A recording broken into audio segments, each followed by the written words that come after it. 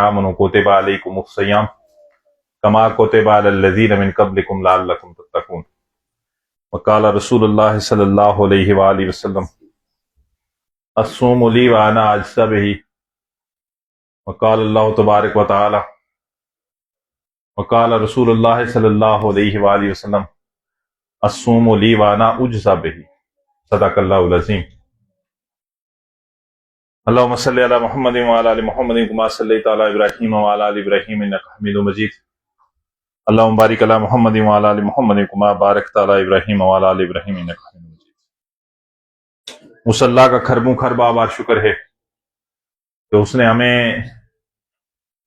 رمضان کا مہینہ دیا۔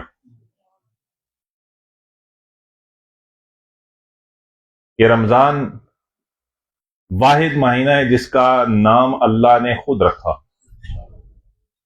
باقی جتنے مہینے ان کے نام عربوں نے رکھے، محرم، صفر، ربیع الاول، ربیع الثانی، جمادی الاولیٰ، جمادی الثانی، یہ عربوں نے رکھے۔ لیکن جب رمضان کی باری آئی تو یہ اللہ نے نام رکھا، شہر رمضان الذی انزل فیہ القرآن۔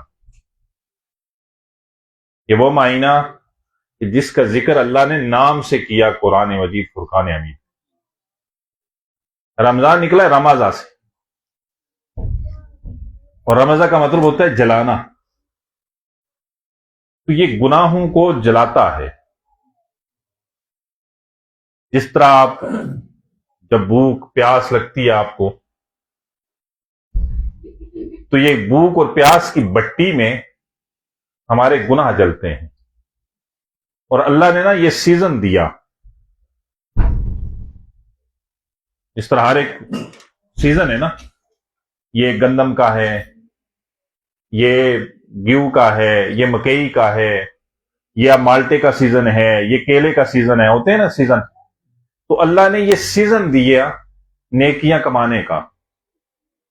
یہ رمضان ہی ہے کہ جس میں آپ نفل پڑھتے ہیں تو فرضوں کے برابر ثواب، فرض پڑھتے ہیں تو 70 فرضوں کے برابر ثواب۔ اور میرے آقا کریم نبی رحمت صلی اللہ علیہ وآلہ وسلم میں جو شخص صرف رمضان کے مہینے میں کسی سے اچھے طریقے سے بات کرتا ہے، مسکرا کے بات کرتا ہے، اچھے طریقے سے، غصہ نہیں کرتا، کوئی راستہ پوچھنے والا ہے اسے اچھے طریقے سے راستہ بتاتا ہے، باقی دنوں میں بھی بتائیں، لیکن رمضان میں آقا نے فرمایا جو بندہ اچھے اخلاق سے بات کرتا ہے اللہ اس کے پچھلے سارے گناہوں کو معاف کر دیتا۔ کتنا سا عمل ہے۔ لیکن ہمارے ہاں رمضان میں بھی کیا ہوتا ہے، ہم روزے کو پتہ نہیں بوجھ سمجھ لیتے ہیں، میرا روزہ ہے مجھ سے بات نہ کرنا، ایسا ہے کہ نہیں ہے؟ اور کچھ تو ایسے ہیں جو دروازہ بند کر دیتے ہیں، بچوں کو بھی میرے پاس نہ آنے دینا، مجھے میرا روزہ ہے۔ روزہ کہتا کیا ہے؟ جن چیزوں سے روزے میں حکم ہے رکنے کا، وہ اس سے ہم رکتے نہیں ہیں۔ روزے میں حکم ہے رکنے کا، جھوٹ نہ بولیں، غیبت نہ کریں، کسی دوسرے کی دل آزاری وہ تو عام مہینوں میں بھی نہ کریں، لیکن رمضان میں تو سختی سے عمل کریں۔ ذخیرہ اندوزی، قیمتیں بڑھائیں نہ، لیکن ہم مسلمان ہیں، عجب اصول ہے ہمارا، یہ بڑی تلخ حقیقت ہے ہماری کہ باقی جتنے بھی مذاہب ہیں وہ رمضان کا احترام کرتے ہوئے چیزیں سستی کرتے ہیں۔ ہمارے تاجر ایسے ہیں کہ ہم رمضان کے مہینے میں 100% قیمتیں بڑھا دیتے ہیں۔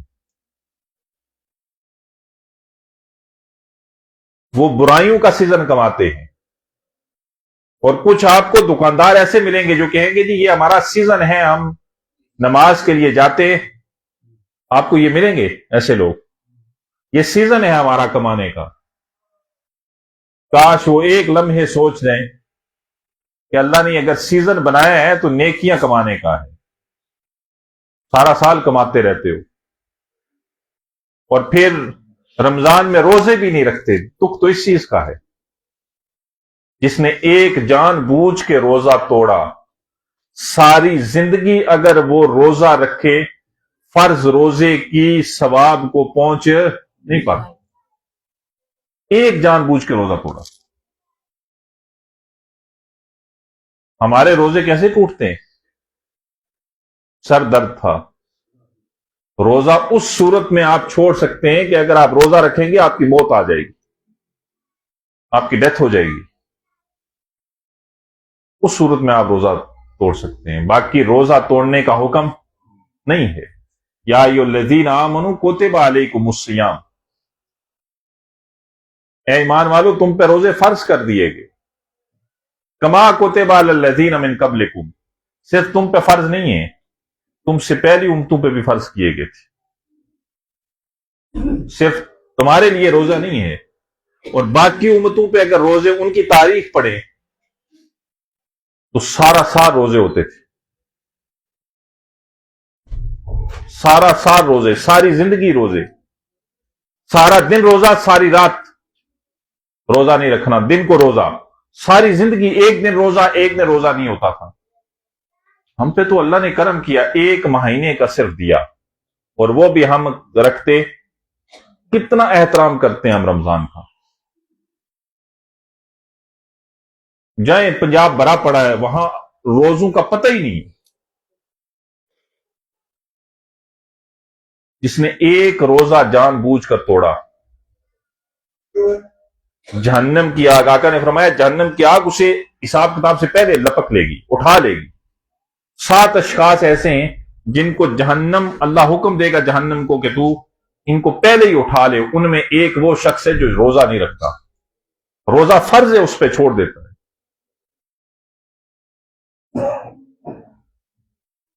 یہ صرف ہم پہ روزے فرض نہیں ہیں، ہم سے پہلی امتوں پہ بھی ہوئے.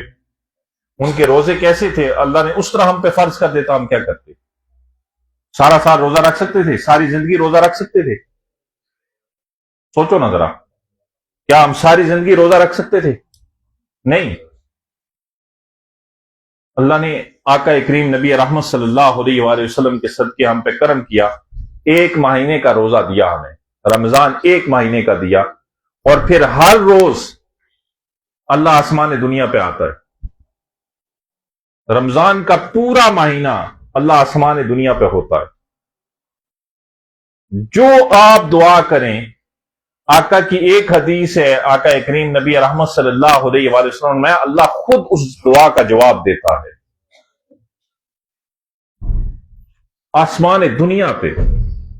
کیوں نہیں مانگتے یا اللہ ہمیں بخشش، یا اللہ ہمارے گناہوں کو معاف فرما، یا اللہ ہمارے رزق میں اضافہ کر دے، یا اللہ ہماری اولادوں کو فرما بردار بنا دے.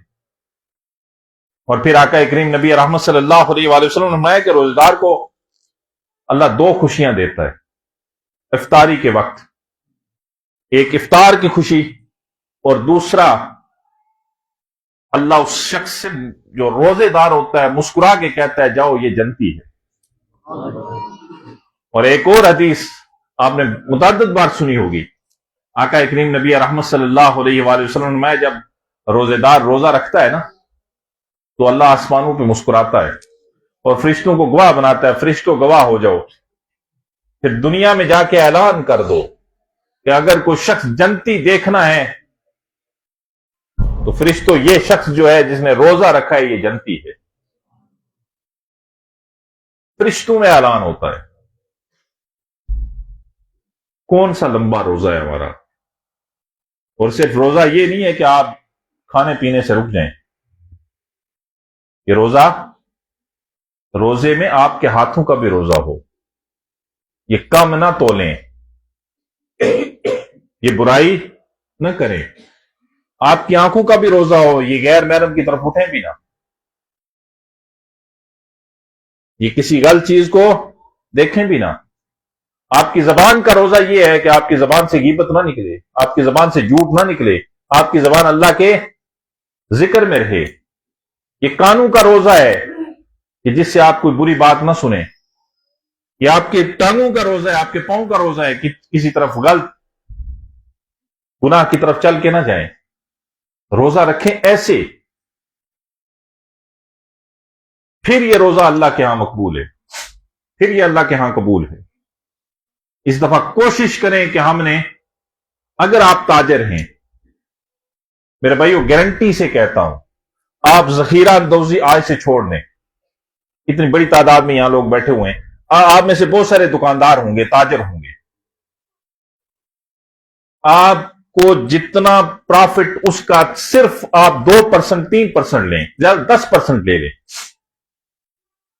یقین جانیے یہ مہینہ ختم نہیں ہوگا, آپ کی پرافٹ 10 گنا زیادہ ہوگی انشاءاللہ. اللہ اتنی برکت اس میں ڈالے گا. اور جو 100 گنا زیادہ مہنگائی کرتے ہیں نا, اس سے اپنا پھر کمپیئر کیجئے گا, موازنہ کیجئے گا, اللہ نے آپ کو رزق زیادہ دیا ہوگا. آج سے تہیہ کریں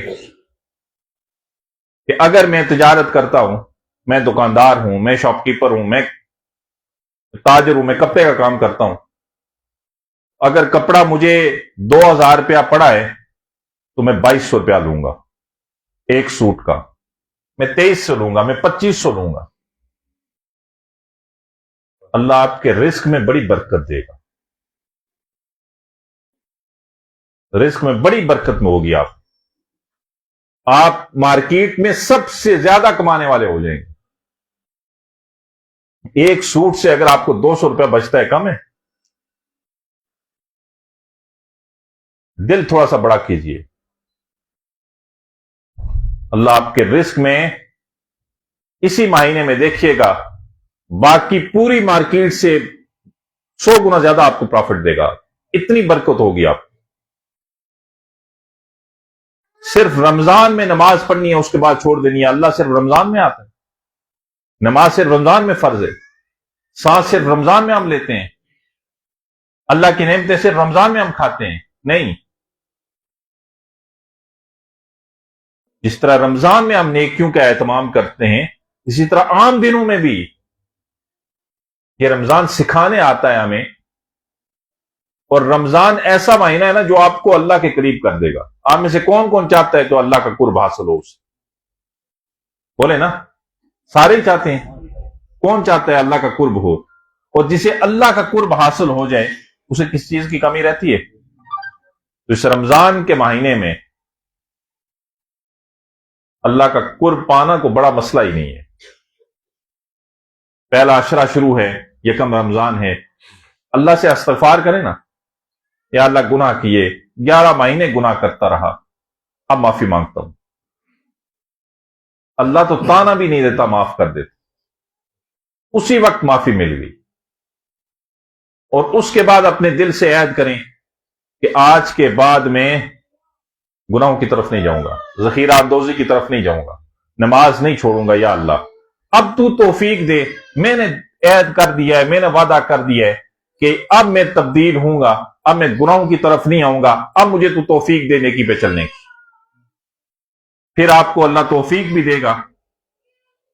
اور اللہ جب ایک گناہگار بندہ اس طرح توبہ کرتا ہے نا, یا اللہ اس کے بعد میں گناہ نہیں کروں گا, تو مجھے توفیق دے, میں نیکی کی طرف آ جاؤں, میں اچھے کاموں کی طرف آ جاؤں.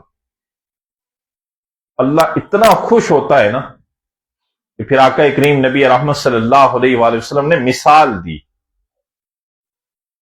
فرمایا کہ ایک ایسا شخص جو ریگستان میں چل رہا ہے, اس کے پاس ایک اونٹ ہے, جس اونٹ کے اوپر اس کا سارا سامان ہے, سامان زندگی ہے. اسی اونٹ کے اوپر اس کا سارا سامان ہے, اور اسی اونٹ کے سہارے اس نے اس ریگستان کو کیا کرنا ہے؟ پار کرنا ہے, اس بیابان کو پار کرنا ہے.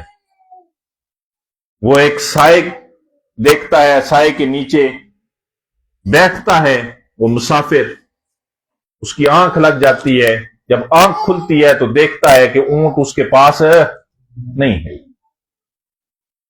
اب اس کی پریشانی کا عالم کیا ہوتا ہے کہ جو سارا سامان زندگی تھا وہ اسی اونٹ پہ تھا, جس سہارے اس نے ریگستان کو عبور کرنا تھا, پار کرنا تھا. اور پھر اسی ریگستان, اسی اونٹ کے سہارے اس پہ جو سامان اشیاء خورد و نوش تھی وہی کھانی تھی, وہ اونٹ ہی سارا کیا ہو گیا؟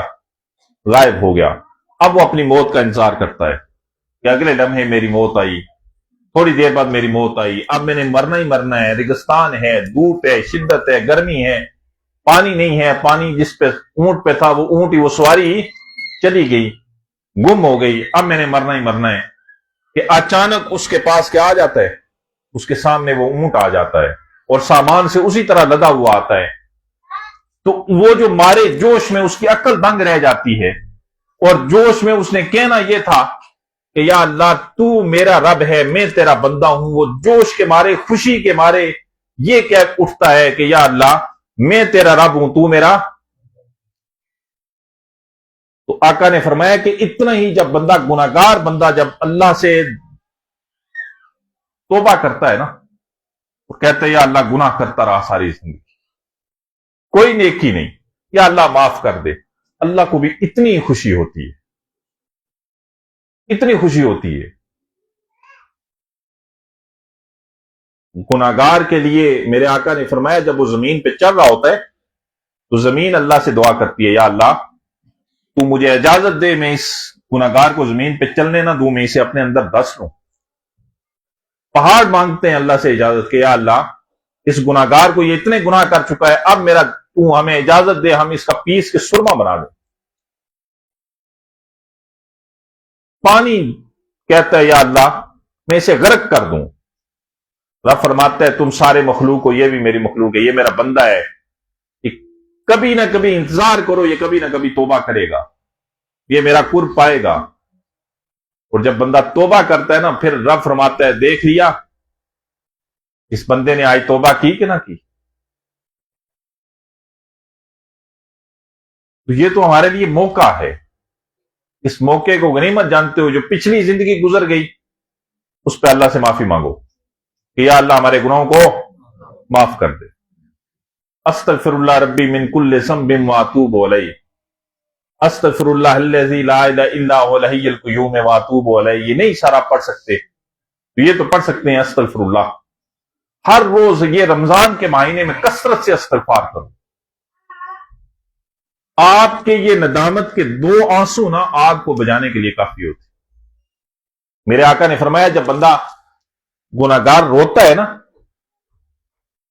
تو جہاں جہاں اس کے آنسو جاتے ہیں اس جگہ پہ جہنم کی آگ چھوتی بھی نہیں ہے. اور صحابہ کا معمول تھا جب روتے تھے نا تو آنسو کو پورے چہرے پہ مل دیتے تھے. پوچھتے تھے کہ ایسا کیوں کرتے ہو. حضرت ابو بکر صدیق رضی اللہ تعالیٰ عنہ کا بھی معمول تھا، حضرت ابو دردہ رضی اللہ تعالیٰ، سارے تقریباً صحابہ. تو آپ فرمایا کرتے تھے کہ میں نے آقا کریم نبی رحمت صلی اللہ علیہ وآلہ وسلم سے سنا ہے کہ جو آنکھ اللہ کے خوف سے روتی ہے اور اس سے آنسو نکلتے ہیں، جدھر جدھر وہ آنسو جاتے ہیں ادھر جہنم کی آگ اس جگہ کو چھوتی بھی. میں اپنے چہرے پہ اس لیے مر رہا ہوں میرا چہرہ سلامت رہے، جہنم کی آگ اس کو چھوئے بھی نہ. آپ کے یہ 2 آنسو میں نے شاید پچھلے اتوار کو بتایا تھا کہ جہنم کی آگ کو بجھا دیتے ہیں. جہنم کی آگ کو یہ آنسو بجھاتے ہیں. حشر کا میدان ہوگا تو جہنم گناہگاروں کی طرف لپک رہی ہوگی، اتنی قریب آ جائے گی کہ اب اس سے بچنے کا کوئی اور ذریعہ نہیں ہوگا. جب آقا کی امت کی طرف اتنی قریب جہنم کی آگ آ جائے گی، اتنے قریب آ جائے گی، تو آقا کریم نبی رحمت صلی اللہ علیہ وآلہ وسلم جب اپنی امت کو دیکھیں گے ایک ہی تو آواز آ رہی ہوگی یا رب امتی امتی. اس دن ہر نبی بھی پکار رہا ہوگا یا رب نفسی نفسی. جب گناہگاروں کی طرف آ جائے گی آقا کریم نبی رحمت صلی اللہ علیہ وآلہ وسلم کو حضرت جبریل پیالہ دیں گے، اور وہ پیالہ جبریل فرمائیں گے کہ یا رسول اللہ صلی اللہ علیہ وسلم اس پیالے میں جو پانی ہے اس پانی کو آگ کی طرف پھینک دیں. جب آقا آگ کی طرف پھینکیں گے آگ بجھ جائے گی. آقا پوچھیں گے جبریل یہ کون سا پیالہ ہے اور یہ کون سا پانی ہے؟ جبریل فرمائیں گے یا رسول اللہ صلی اللہ علیہ وآلہ وسلم یہ آپ کی امت کے وہ گناہگار ہیں جو گناہ کر کے روتے تھے اللہ کے خوف سے تو اس کو جمع کیا ہوا ہے. آج آپ نے یہ پھینکا ہے, یہ ان آنسوؤں کی وجہ سے یہ کیا ہو گئے, آگ بجھ گئی ہے. پھر بھئی یہ موقع ہے, یہ چانس ملا ہے آپ کو زندگی میں. پتہ نہیں اگلا رمضان ہمیں ملے گا کہ نہیں, اگلی سانس کا ہمیں پتہ. اپنی زندگی کو بدل لو, آج سے تہیہ کر کے اٹھو کہ آج کے بعد ہماری نماز قضا نہیں ہوگی انشاءاللہ. آج کے بعد ہماری زبان غیبت نہیں کرے گی انشاءاللہ. آج کے بعد ہماری آنکھیں غیر محرم کی طرف اٹھیں گی نہیں انشاءاللہ. تہیہ کرو. آج آپ کی آنکھیں رکی نا, کل آپ کی بیٹی کسی غیر محرم کی نظروں سے رکی رہے گی. آج آپ نے گناہ چھوڑا نا, کل آپ کی اولادیں فرما بردار ہوں. اور یہ نظروں کا گناہ کوئی چھوٹا گناہ نہیں ہے. یہ نظر دیکھتی ہے نا, اور پورا جسم گناہ میں شامل ہو جاتا ہے. میں مثال دیتا ہوں.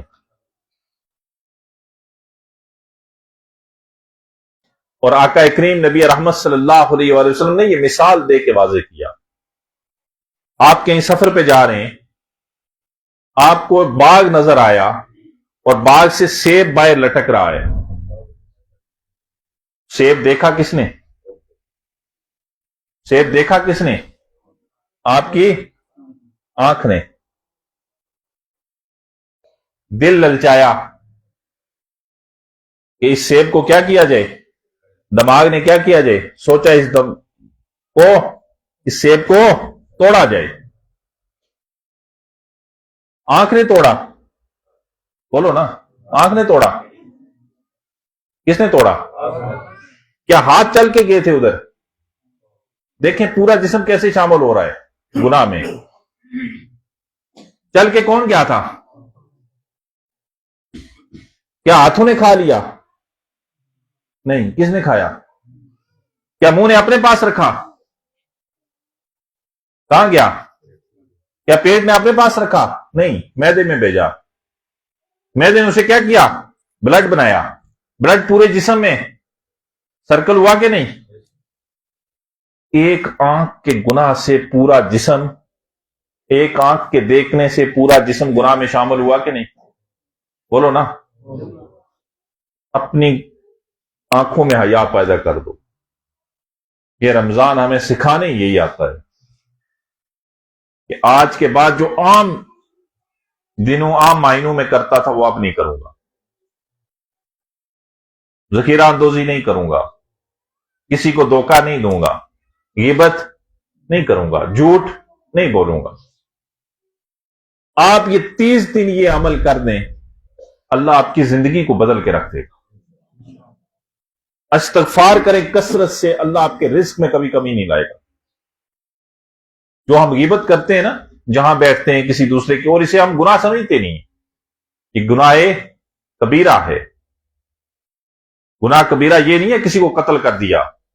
غیبت کرنا بھی گناہ کبیرہ ہے. اور آقا کریم نبی رحمت صلی اللہ علیہ وآلہ وسلم نے فرمایا کہ جو شخص غیبت کرتا ہے یہ زنا سے بڑا گناہ ہے. صحابہ نے عرض کیا, یا رسول اللہ صلی اللہ علیہ وآلہ وسلم, یہ زنا سے کیسے بڑا گناہ ہو گیا؟ تو آقا کریم نبی رحمت صلی اللہ علیہ وآلہ وسلم نے فرمایا کہ جب کوئی بندہ گناہ کرتا ہے نا, زنا کرتا ہے, تو پھر اس کے بعد وہ توبہ کرتا ہے کہ یا اللہ مجھ سے گناہ ہو گیا, میں نے بدکاری کر دی, تو معاف کر دے. لیکن جو بندہ غیبت کرتا ہے نا, وہ اس کے بعد توبہ نہیں کرتا.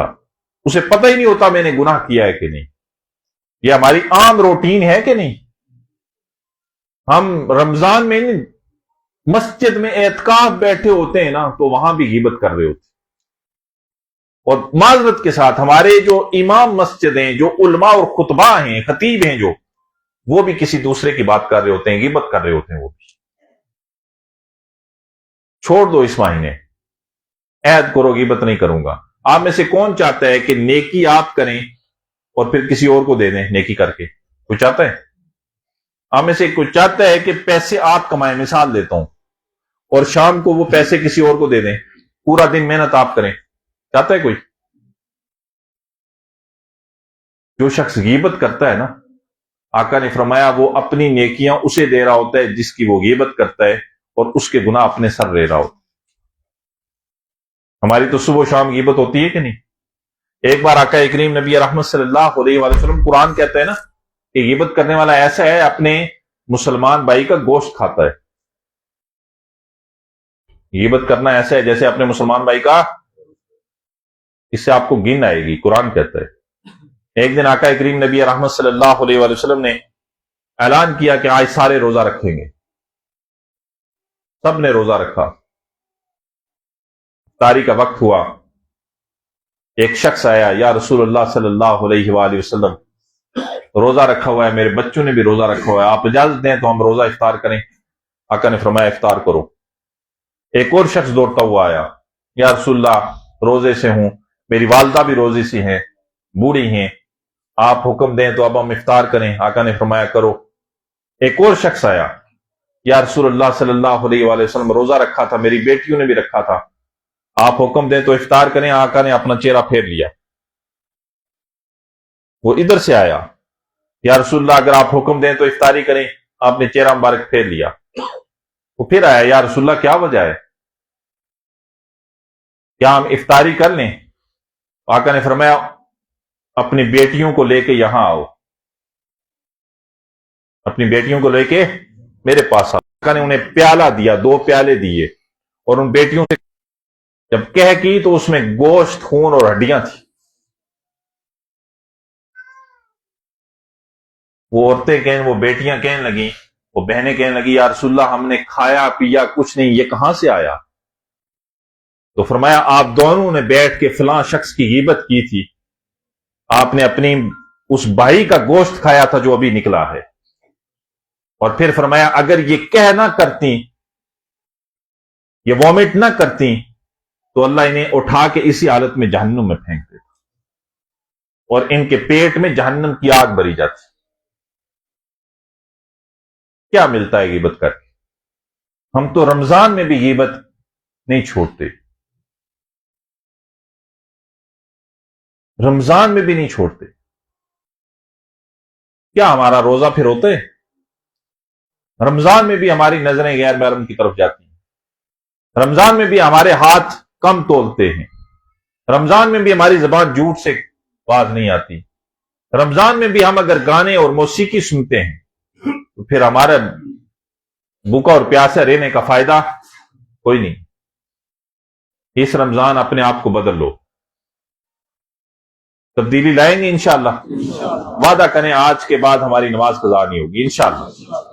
انشاءاللہ ہماری نظریں غیر محرم کی طرف نہیں اٹھیں گی، برائی نہیں دیکھیں گی، غیبت نہیں کریں گے. کوشش تو کر سکتے ہو نا، اور ابھی دعا کرو، استغفار کرو، دل میں کرو اور سچے دل سے کرو، یا اللہ جو پچھلے گناہ ہو گئے تو ہمیں معاف کر دے. سچی توبہ کرتے ہو، آپ کے پچھلے گناہ اللہ نے معاف کر دیے. اگر آپ نے سچی توبہ یہاں بیٹھ کے کی، اے ابن آدم تو اتنے گناہ کر، زمین اور آسمان کے درمیان کے خلا کو بھر دے، پھر سچے دل سے کہے یا اللہ میری توبہ میں سارے ہی معاف کر دوں. اگر آپ نے سچی توبہ کر لی ہے، اللہ نے آپ کے پچھلے سارے گناہوں کو معاف کر دیے. روزہ نہیں چھوڑیں گے انشاءاللہ. اللہ ہمیں رمضان کا احترام کرنے کی توفیق دے. چند ایک سوالات ہیں، اور یہ اکثر رمضان میں، ہر رمضان میں ہی ہوتے ہیں، اور ہر رمضان میں بتایا بھی جاتا ہے، لیکن پھر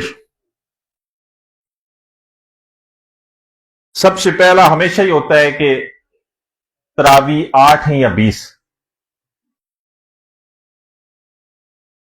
تو تراویح جہاں 8 پڑھائی جاتی ہیں آپ 8 پڑھیں، جہاں 20 پڑھائی جاتی ہیں وہاں آپ 20 پڑھیں. تراویح کا مطلب ہے قرآن کا سننا. آپ قرآن سنیے.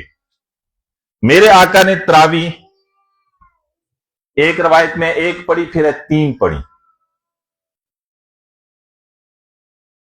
صحابہ انتظار کرتے رہے کہ آقا آئیں گے تو تراویح کی نماز پڑھیں گے. آقا تشریف نہ لائے،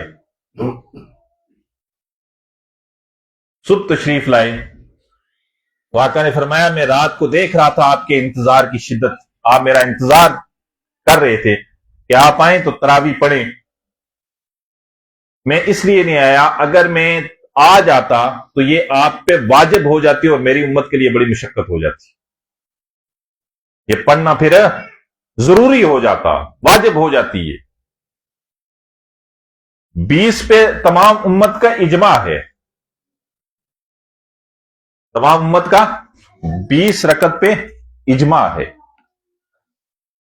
اور ایک حدیث ہے، میرے آقا نے فرمایا جو بندہ تراویح کا ایک سجدہ کرتا ہے اللہ اسے 1500 نیکی عطا کرتا ہے، ایک سجدے پہ۔ کتنی نیکیاں؟ 20 تراویح پڑھی تو 60,000 نیکی آپ کو ملی کہ نہیں جی؟ تو جہاں 8 ہیں، میرے آقا نے 8 پڑھی ہیں۔ تراویح تو بعد میں ہوا، حضرت عمر فاروق کے دور میں اس پہ اجماع ہوا کہ اب سارے کے سارے 20 پڑھیں۔ میرے آقا نے 8 پڑھی ہیں۔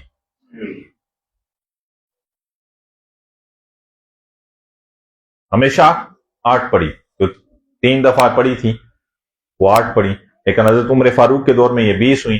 اس پہ تمام امت کا پھر اجماع ہے۔ تو جہاں 20 ہے، مقصد یہ ہے کہ اگر آپ 8 پڑھتے ہیں وہاں بھی قرآن سننا مقصد ہے آپ کا، جہاں 20 پڑھتے ہیں وہاں 20 پڑھیں، وہاں بھی آپ کا مقصد کیا ہونا چاہیے؟ قرآن کا سننا۔ اور اس رمضان میں قرآن زیادہ پڑھیں۔ ایک کام کریں، آپ قرآن سے پڑھیں نہیں، قرآن ترجمے سے پڑھیں، بس یہ تبدیلی لائیں۔ آپ نے قرآن ترجمے سے پڑھ لیا نا، گارنٹی سے کہتا ہوں یہ آستانے خالی ہو جائیں گے۔ آپ کا تعلق کس سے جڑے گا؟ پھر ڈائریکٹ اللہ سے جڑے گا۔ پھر یہ پیروں کی جو دکانیں ہیں نا، یہ بند ہو جائیں گی۔ یہ پیروں کے جو شخصیت پرستی ہے نا، یہ ختم ہو جائے گی۔ آپ انشاءاللہ معاہد ہو جائیں گے، توحید پرست ہو جائیں گے۔ اور واحد گناہ شرک ہے جو اللہ کبھی معاف نہیں کرتا۔ شرک سے پاک ہو جائیں گے انشاءاللہ۔ اللہ ہمیں قرآن پڑھنے کی توفیق دے۔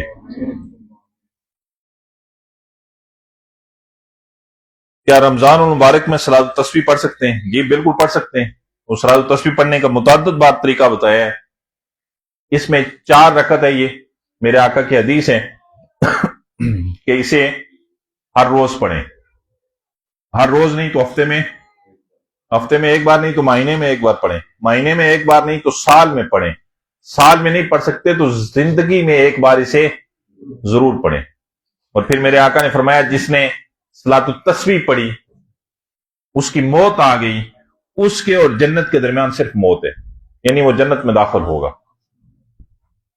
اس کا پڑھنے کا طریقہ یہ ہے کہ آپ 4 رکعت ہے یہ، اور پہلی رکعت میں آپ نے ثنا پڑھنی ہے، اس کے بعد آپ 15 دفعہ کیا پڑھیں گے؟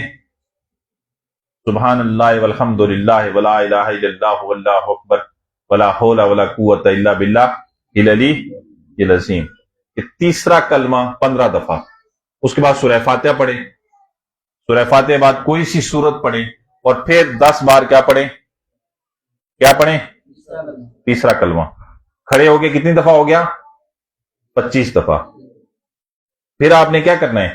رکوع میں جانا ہے۔ رکوع کی تسبیح پڑھنے کے بعد کتنی دفعہ پڑھنا ہے؟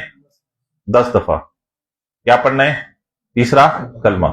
پھر آپ نے کھڑے ہونا ہے، سمع اللہ لمن حمدہ ربنا ولک الحمد حمدا کثیرا طیبا مبارکا فیہ۔ یہ پڑھتے ہیں؟ یہ آپ کہاں پڑھتے ہیں؟ لیکن یہ پڑھا کریں، حمدا کثیرا۔ آپ نے تو پہلی بار سنا ہوگا، یہ تو آپ کے مولویوں کو نہیں پتا تھا، یہ صرف وہابی پڑھتے ہیں، آپ نہ پڑھا کریں۔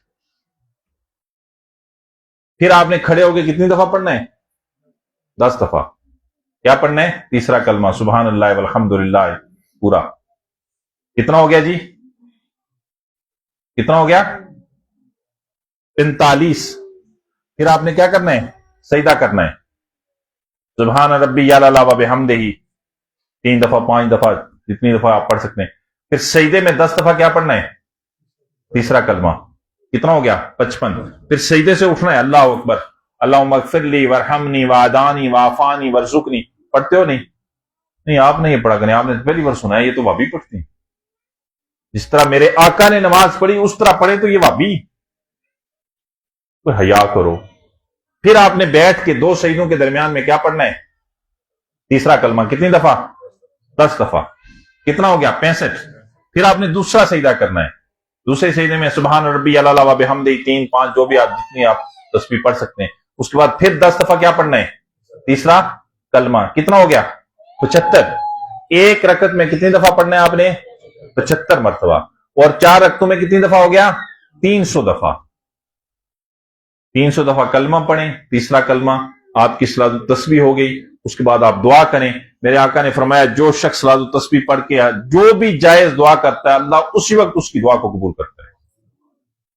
اور پھر آپ پہ سخت پریشانی آئی ہے نا، سخت مشکل آئی ہے، آپ صلاۃ التسبیح پڑھ کے اپنے رب کے حضور دعا کریں، اللہ اسی وقت آپ کی مشکل حل کرنا شروع ہو جائے گا، چلنا شروع ہو جائے گی آپ سے. آپ کو بہت بڑی حاجت پیش آ گئی ہے اور کوئی ایسا راستہ نہیں نظر آ رہا کہ وہ حاجت کہاں سے پوری ہو. آپ صلاۃ التسبیح پڑھ کے اس کے بعد اپنے رب سے دعا کریں، اللہ آپ کی حاجت کو پورا کرنے کے اسباب پیدا کر دے گا. سمجھ آ گئی ہے؟ صلاۃ التسبیح پڑھنے کا طریقہ پتہ چل گیا؟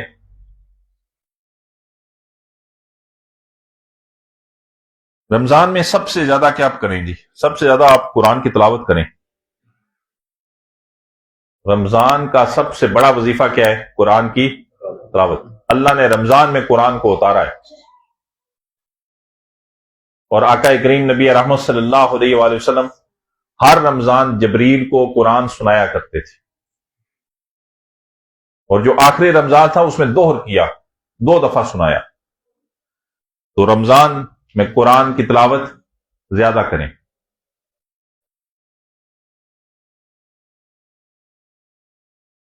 فطرانہ اور فدیہ کیا ہے؟ فرق بتا دیں. یہ بھی متعدد بار بتا چکا ہوں.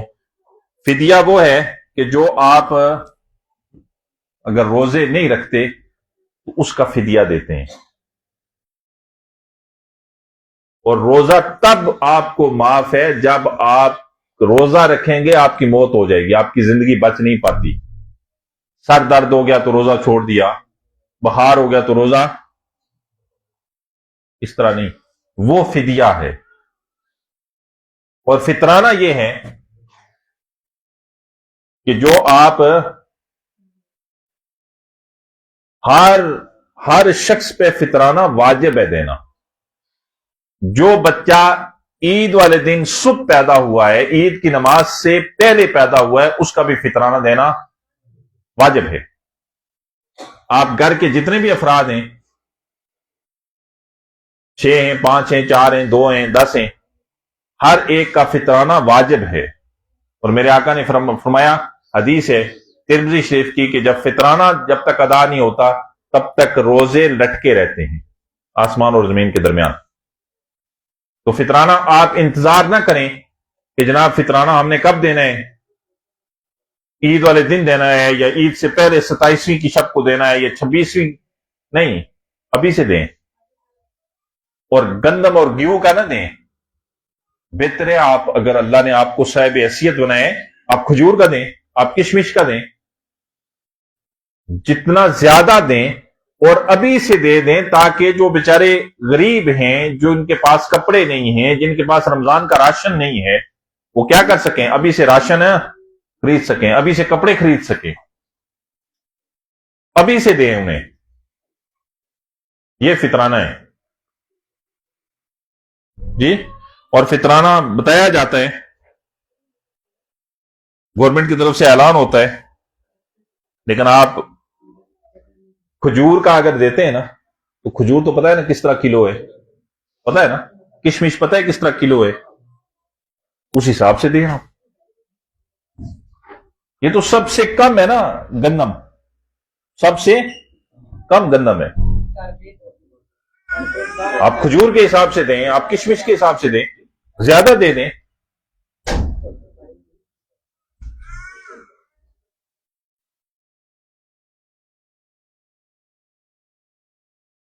اگر منتھلی سائیکل ہو تو روزہ رکھ سکتے ہیں؟ نہیں جی، پھر آپ پہ روزہ فرض نہیں ہے. آپ بالکل پھر روزہ نہیں رکھیں گے. آپ روزہ پھر تب رکھیں گے جب آپ پیریڈ سے نکل جائیں گے، تو اس کے بعد آپ بقایا روزے رکھ لیں گے. یہ جو روزے ان کی آپ قضا بھی نہیں کر سکتے. یہ اللہ کی طرف سے ہے. جو منتھلی سائیکل ہوتا ہے، آپ اس میں آپ کے 6 7 8 روزے جو چھوٹ جاتے ہیں وہ آپ دوبارہ ان کی قضا بھی نہیں کریں گے. اس کے بعد آپ روزے رکھ سکتے ہیں.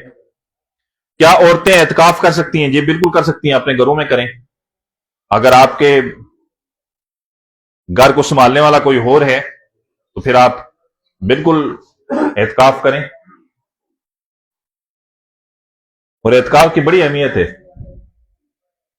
بڑا ثواب ہے یہ.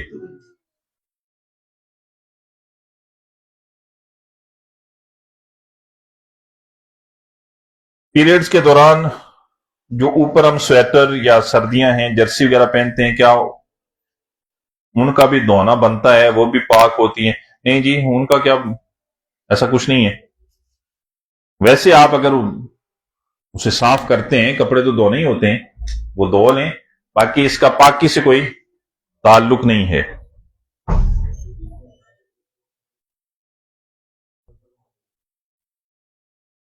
ایک شخص قرض دینا، میں نے اس کو قرض دیا ہے، وہ واپس نہیں کر رہا، میں کیا کروں؟ دعا کریں. قرض تو ہوتا ہی اسی لیے. قرض 2 3 کام ہیں. قرض جب دے دیں تو پھر فقیر بن کے مانگتے رہیں، یار دے دے، منتیں کرتے رہیں، یار دے دے. دوسرا، قرض تعلق کو ختم کرتا ہے. آپ کا بڑا گہرا دوست ہے نا، آپ اسے قرض دے کے دیکھ لیں، نمبر آپ کا اٹینڈ ہونا بند ہو جائے گا، ختم. پھر آخر پہ لڑائی جھگڑا فساد ہوگا اور وہ تعلق اور ریلیشن کیا ہو جائے گا؟ ختم ہو جائے گا. تو قرض دیا کریں، قرض دینے کے بڑا اجر ہے، بڑا ثواب ہے. لیکن قرض دے کے نا تو پھر پہلے ہی کہہ دیا کریں ٹھیک ہے گیا، اب یہ واپس نہیں آنا. اگر آپ نے تعلق رکھنا ہے تو میرا مشورہ ہے پھر آپ قرض نہ دیا کریں. پھر کہا کریں یہ میری طرف سے میں جو کرتا ہوں. اگر وہ مجھ سے مانگتا ہے نا، میرے پاس تو جتنی توفیق ہوتی ہے اتنا ہی کرتا ہوں. تو اگر اس نے فرض کیا 10,000 مانگا نا، میرے پاس 4,000 ہے، 5,000 ہے، 3,000 ہے، میں کہتا ہوں یہ میرے پاس ہے، یہ میری طرف سے، مجھے ریٹرن نہیں کرنا، مجھے واپس آپ نے نہیں کرنا. مجھے پتہ ہے جس نے مانگا ہے وہ واپس کب دے گا، اور میں مانگتا رہوں گا بکاری بن کے، تو اس نے دینا اور بعد میں پھر خواہ ہمیں تعلق خراب ہونا ہے. میرے رشتہ دار مجھے بہت تنگ کرتے ہیں، میں کیا کروں؟ رشتہ دار کبھی سکھی بھی رکھتے ہیں کسی کو؟ یہ اللہ نے مخلوق ہی آپ کو تنگ ہونے کے لیے پیدا کی ہے کہ آپ ان سے تنگ ہوتے رہیں. اور میں رشتہ داروں کو کہا کرتا ہوں رشتہ دار مخلوق تو ہے ہی نہیں، مخلوق تو پھر یہ پتہ نہیں کیا اللہ نے بنایا ہے. یہ جب آپ پہ مشکل وقت آئے گا یہ آپ کے ساتھ کبھی کھڑے نہیں ہوں گے. جب آپ کو ان کی ضرورت ہوگی یہ آپ کے کبھی ساتھ نہیں دیں گے. یہ مطلبی مخلوق ہے. مطلبی مخلوق سمجھتے ہو؟ جب اللہ نے آپ پہ کرم کر دیا نا، آپ کسی مقام پہ پہنچ گئے، تو پھر یہ آپ کے پیچھے پھر یہ آپ کے پیچھے، پھر یہ آپ سے تعلق رکھیں گے. پھر آپ، آج میں نا اپنے گاؤں کا، ہر گھر سے، یہاں گاؤں سے جو لوگ آتے ہیں نا، یہ وہی گاؤں تھا جن کے ہاں میں مذاق بنا ہوا تھا، مجھے کوئی سلام کرتا نہیں تھا. رشتہ داروں کو تو چھوڑیں، رشتہ داروں کی وجہ سے ہی میرے رشتہ داروں نے مجھے بدنام ہی اتنا کیا ہوا تھا. اور آپ کے کسی رشتہ دار نے، کسی سگے بھائی نے آپ کو کافر تو نہیں کہا ہوگا. مجھے میرے سگے بھائی نے کہا تھا کہ یہ کافر ہے. جب میں اس فیلڈ میں آیا تھا مجھے میرے سگے بھائی نے کافر کہا تھا. مجھے گھر میں روٹی، میری بابیاں بڑی بری ہیں، میں اکثر کہتا ہوں بہت بری ہیں، اللہ انہیں ہدایت دے رمضان کے صدقے. مجھے کھانا نہیں دیتی تھی، مجھے بستر پہ، بیڈ پہ بیٹھنے نہیں دیتی تھی.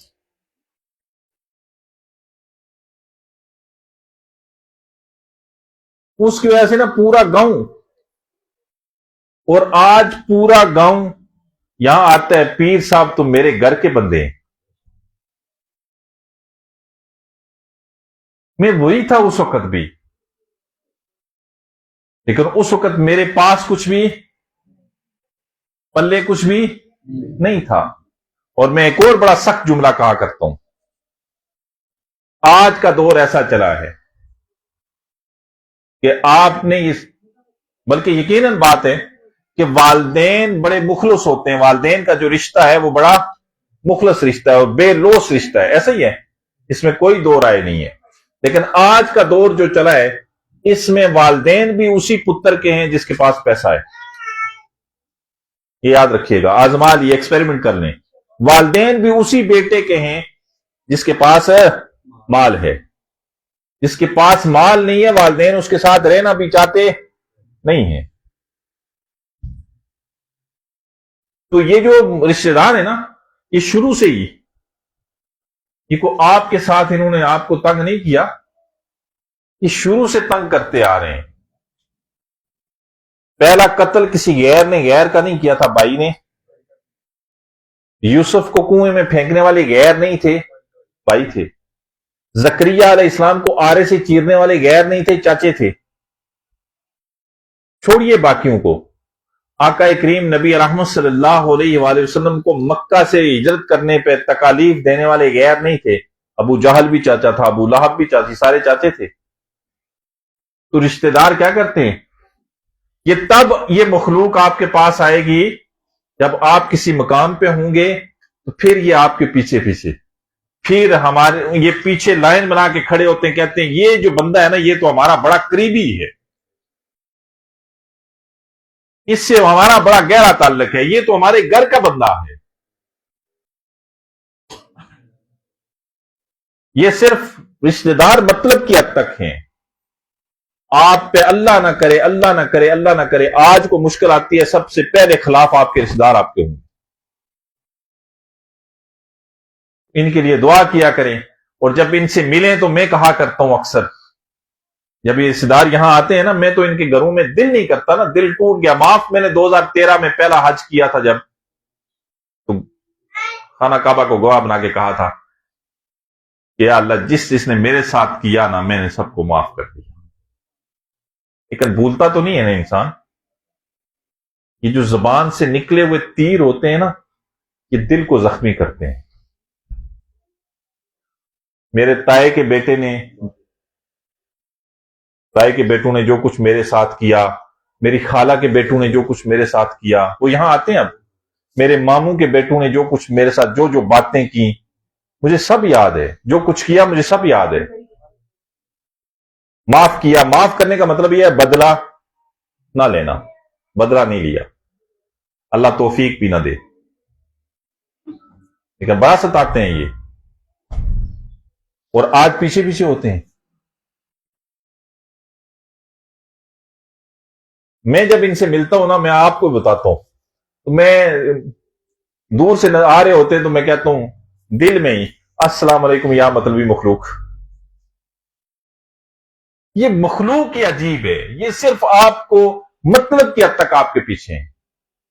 مجھے غیروں نے بھی ستایا. یہاں میرے بچوں کے دودھ میں زہر بھی ملایا گیا، معاف کر دیا. غیر تھے. غیروں کا اتنا دکھ اپنوں کا زیادہ ہوتا ہے، اور وہ کبھی آپ کے اپنے رشتہ دار نہیں ہیں. جو آپ کو جب اللہ نے کوئی مقام دیا تو وہ آپ کے ساتھ ہیں، وہ آپ کے رشتہ دار نہیں ہیں.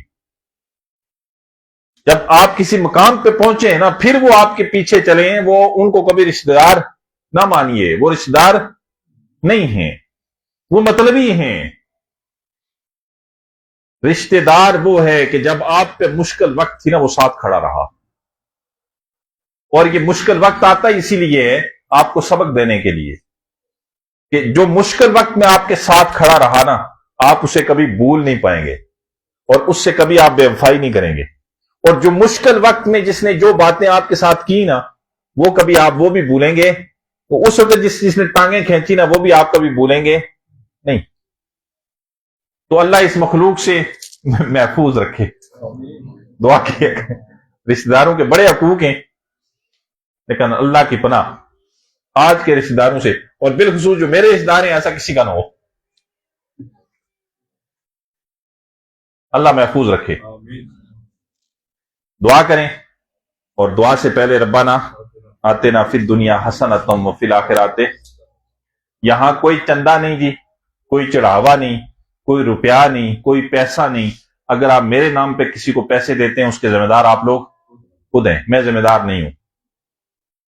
مجھے پیسے چبھتے نہیں ہیں کہ 5,000 کا نوٹ یا 1,000 کا یا 500 کا یا 200 کا نوٹ آ کے میرے ہاتھوں میں کانٹے لگ جاتے ہیں اور یہ چبھنا شروع ہو جاتے ہیں۔ نہیں، مجھے بھی یہ بڑا پسند ہے، میں بھی اسی معاشرے میں رہتا ہوں، میری بھی ضرورتیں ہیں۔ میں چاہوں نا یہاں 200 روپیہ 300 روپیہ ٹوکن رکھوں، میں 1,00,000 روپیہ لے کے اٹھوں، لیکن میں نے مرنا ہے۔ مجھے قبر سے بڑا ڈر لگتا ہے، اور قبر میں مجھ سے پوچھ لیا نا اللہ نے کہ تو نے میرے قرآن کو تھوڑی قیمت میں کیوں بیچا، میں کیا جواب دوں گا؟ کوئی جواب ہے میرے پاس؟ میں بھی چاہتا ہوں میرے ایسے پلازے کھڑے ہو جائیں، چاہتا ہوں نا، کرائے دے دے کے تھک گیا ہوں، لیکن کل میں نے مرنا ہے کہ نہیں؟ وہاں مجھے یہ پیسہ بچائے گا؟ بولو نا۔ مجھ سے اللہ نے پوچھ لیا، اللہ نے کہا کہ ان فرشتوں سے کہ پوچھ اس سے کہ میرے قرآن کی آیات کو تھوڑی قیمت میں یہ کیوں بیچتا رہا، میں کیا جواب دوں گا؟ کوئی جواب ہے؟ ذات کی قسم کھا کے کہتا ہوں، حرمین کے نیچے ہوں، کلمے کے نیچے ہوں، مجھے اس چیز کا بڑا ڈر ہے۔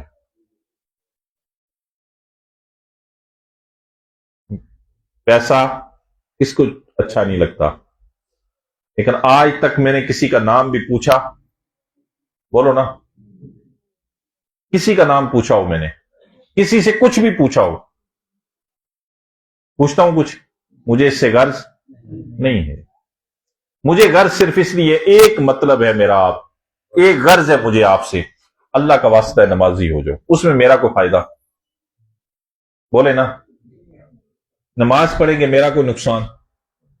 لیکن مجھے ایک بات بتائیں، اگر آپ کے دروازے پہ ایک ایسا شخص آئے جو کہے میں اللہ اور اس کے رسول صلی اللہ علیہ وآلہ وسلم کا دشمن ہوں، آپ اس کے ساتھ کیا کریں گے؟ میرے آقا نے فرمایا، میرا رب فرماتا ہے، اے میرے حبیب، جو تیرا امتی نماز نہیں پڑھتا وہ تیرا بھی دشمن ہے، میرا بھی دشمن ہے۔ آپ میں سے کون چاہتا ہے اس کے ماتھے پہ 3 سطریں لکھی ہوں حشر میں جب اٹھے، یہ کافر ہے، یہ اللہ اور اس کے رسول کا نافرمان ہے، یہ جہنمی ہے؟ کوئی چاہتا ہے؟ میرے آقا نے فرمایا، بے نمازی جب حشر کے دن اٹھایا جائے گا، اس کے ماتھے پہ 3 سطریں تحریر ہوں گی، یہ کافر ہے، یہ اللہ اور اس کے رسول کا نافرمان ہے، یہ جہنمی ہے۔ پڑھیں گے نماز؟ اللہ ہمیں 5 وقت کا نمازی بنائے۔ دعا کریں، اعوذ باللہ من الشیطان الرجیم، بسم اللہ الرحمن الرحیم، الحمدللہ رب العالمین والعاقبۃ للمتقین والصلاۃ والسلام علی سید الانبیاء والمرسلین، اللہم صلی علی محمد وعلی آل محمد کما صلیت علی ابراہیم وعلی آل ابراہیم انک حمید مجید، اللہم بارک علی محمد وعلی آل محمد کما بارکت علی ابراہیم وعلی آل ابراہیم انک حمید مجید، ربنا آتنا فی الدنیا حسنۃ وفی الآخرۃ حسنۃ وقنا عذاب النار۔ یا اللہ، یا قادر، یا کریم، یا مالک الملک، یا ذی الجلال والاکرام، یا غفور، یا رحیم، یا اللہ، گناہگار ہیں، قدم قدم پہ غلطیاں ہوتی ہیں، خطائیں ہوتی ہیں، کوتاہیاں ہوتی ہیں، یا اللہ ہمارے گناہوں کو معاف فرما۔ اے کریم اللہ، ہماری غلطیوں، خطاؤں، کوتاہیوں سے درگزر فرما۔ یا اللہ، یہ تیرا بابرکت مہینہ ہے، اس مہینے کے وسیلے سے یا اللہ ہم سب پہ اپنا فضل فرما، ہم سب پہ اپنا کرم فرما۔ یا اللہ، جتنے بیمار ہیں سب کو شفاء کلی عطا فرما، جس طرح کے بھی مرض میں مبتلا ہے، روحانی ہے، جسمانی ہے، یا اللہ سب کو شفاء کلی عطا فرما۔ یا اللہ بالخصوص جتنے بھی کینسر کے مریض ہیں، یا اللہ تو انہیں شفا عطا فرما، جہاں جہاں بھی ہیں تو انہیں شفا عطا فرما۔ یا اللہ یہاں جتنے بھی کینسر کے مریض آتے ہیں، یا اللہ جنہیں تو نے شفا دی، اس میں میرا کوئی کمال نہیں ہے، تیرا ہی فضل ہے، تو میرے دل کے حالات جانتا ہے۔ یا اللہ جنہیں تو نے شفا دی انہیں یہ دوبارہ موذی برس نہ لگے۔ یا اللہ جو ابھی بھی علاج کے لیے آتے ہیں تو انہیں شفا عطا فرما، یا اللہ تو انہیں شفا عطا فرما، یا اللہ تو انہیں شفا عطا فرما۔ یا اللہ باقی بھی جتنے مریض ہیں، یا اللہ سب کو شفا کاملہ عاجلہ مستمرہ عطا فرما۔ یا اللہ جتنے بھی لوگ یہاں امید لے کے آتے ہیں، یا اللہ یہاں سے جائیں تو دامن بھر کے جائیں، یا اللہ یہاں سے جائیں تو دامن بھر کے جائیں۔ جتنے بے اولاد ہیں انہیں نیک، صالح اور فرمانبردار اولاد عطا فرما۔ جن کے ہاں اولاد نرینہ نہیں تو انہیں اولاد نرینہ سے نواز دے۔ یا اللہ جنہیں تو نے اولاد دی انہیں والدین کا فرمانبردار بنا۔ یا اللہ ہمیں 5 وقت کا نمازی بنا، یا اللہ ہمیں 5 وقت کا نمازی بنا۔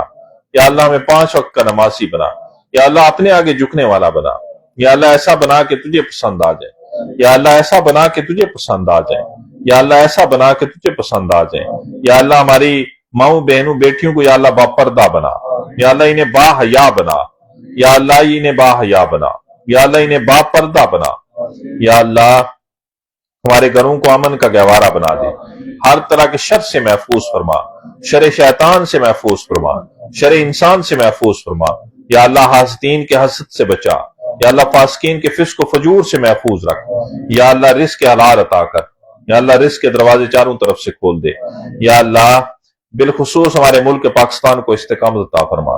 یہ تو نے 27ویں کی شب کو دیا ہے، میرا گما ہے وہ شب قدر ہوئی ہوگی، تجھے شب قدر کا واسطہ، یہ تیرے نام پہ بنا ہے، تجھے تیرے نام کا واسطہ، یا اللہ ہمارے ملک پاکستان کو استقامت عطا فرما، یا اللہ ہمارے ملک پاکستان کو استقامت عطا فرما، یا اللہ ہماری افواج کی مدد فرما، یا اللہ ہماری سیکورٹی فورسز کی مدد فرما، یا اللہ فلسطین کے مظلوم مسلمانوں کی غیب سے مدد فرما، یا اللہ کشمیر کے مسلمانوں کو آزادی نصیب فرما، یا اللہ ہم سب پہ اپنا فضل فرما، اپنے گھر کی، اپنے نبی کے روزے کی بار بار حاضری نصیب فرما، یا اللہ وہاں بار بار جانا نصیب فرما، یا اللہ خاتمہ بالایمان فرما، یا اللہ خاتمہ بالخیر فرما، یا اللہ اس رمضان کا یا اللہ احترام کرنے کی توفیق دے، یا اللہ اس رمضان میں زیادہ سے زیادہ عبادت گزار بنا دے، یا اللہ عبادت کرنے والا بنا دے، یا اللہ غیبت سے بچا، یا اللہ جھوٹ سے بچا، یا اللہ ہر گناہ سے محفوظ فرما، یا اللہ ہماری دعا کو قبول فرما۔